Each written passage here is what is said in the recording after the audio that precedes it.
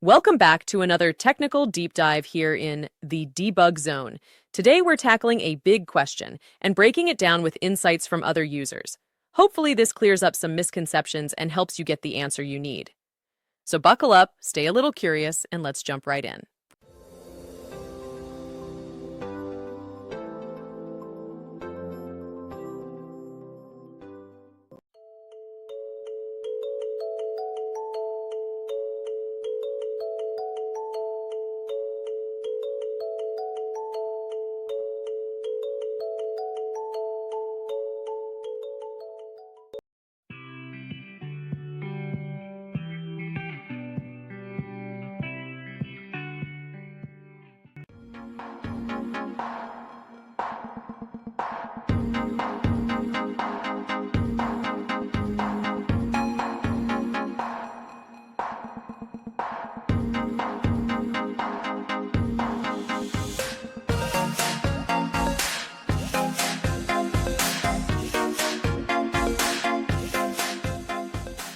And that's a wrap.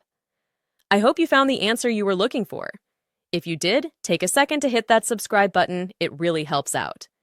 And let me know in the comments which solution worked best for you. See you next time in the debug zone.